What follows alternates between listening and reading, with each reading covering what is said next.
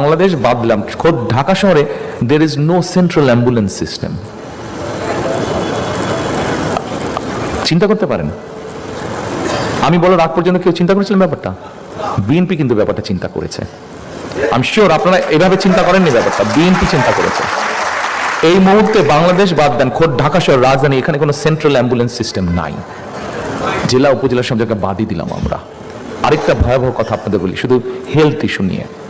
এখানে একজন বক্তা বলে গিয়েছেন, উনিও কার্ডিয়াক পেশেন্ট, আমার স্ত্রী একজন কার্ডিওলজিস্ট, উনি বলে গেছেন যে ওনার কিছু টিপস দরকার। অসুবিধা নাই, আপনার কম্পাউন্ডারও ভালো ডাক্তার হয়ে যেত, আমার স্ত্রী যেহেতু ডাক্তার, আমিও কিছু জিনিস শিখে ফেলেছি, আমি আপনাকে টিপস দিব। আরেকটি কথা বলি, এখানে নিশ্চয়ই ফিজিশিয়ানস আছেন, আমার ধারণা ডাক্তার নিশ্চয়ই কেউ না কেউ ডাক্তার পেয়েছেন। জি, সামনে একজন বসে আছেন।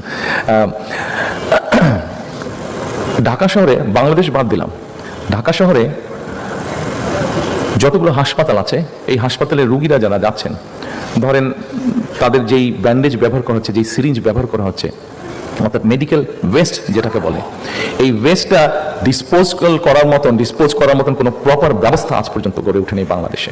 এবং এর ভয়াবহ কি বিষয়টি জানেন?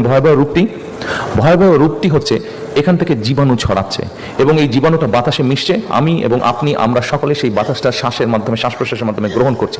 এবং গ্রহণ করার ফলে ধীরে ধীরে যেটা হচ্ছে আমরা বুঝতে পারছি না, আমাদের ইমিউন ক্যাপাসিটি শরীরে যেটা আছে সেটা আস্তে আস্তে ধ্বংস হয়ে যাচ্ছে, সেটা সম্পূর্ণরূপে ধ্বংস হয়ে যাচ্ছে। অর্থাৎ একটা সময় যদি এটা চলতে থাকে, একটা সময় বাংলাদেশের কোনো মানুষের শরীরে কোনো অ্যান্টিবায়োটিক কাজ করবে না। আমার ডাক্তার, আমি ঠিকই বলেছি বলে না, খুব বেশি ভুল বলে নিয়ে যায়, আমার ওয়াইফের কাছে একটু সার্টিফিকেট নিয়ে নিলাম, কাজ করবে না। ব্যাপারটা আপনি চিন্তা করে দেখুন, ব্যাপারটা কত ভয়াবহ পরিস্থিতি দিকে আমরা আস্তে আস্তে এগোচ্ছি আমরা। আরেকটি কথা বলে আমি শেষ করব। আমরা এই সমস্যার মধ্যে পত্রিকায় নিউজ পড়েছি এবং আপনারা তো ভুক্তভোগী ছিলেন। 17 বছর আমাকে ভুগতে হয়নি, বাট আপনারা ভুক্তভোগী ছিলেন এই 17 বছর। সেটা বিদ্যুৎ সমস্যা।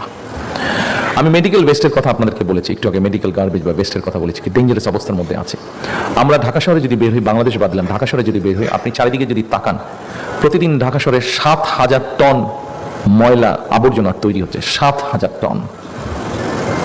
আমি জানি আপনাদের কাছে সংখ্যাটা আগে জানা ছিল কিনা। 7,000 টন প্রতিদিন ময়লা তৈরি হচ্ছে। 7,000 টন। এই ময়লাটাকে তো সরাতে হবে, পরিষ্কার করতে হবে, কারণ এই ময়লা থেকে যা স্প্রেড হচ্ছে, মেডিকেল ওয়েস্ট থেকে যেরকম জীবাণু ছড়াচ্ছে, এই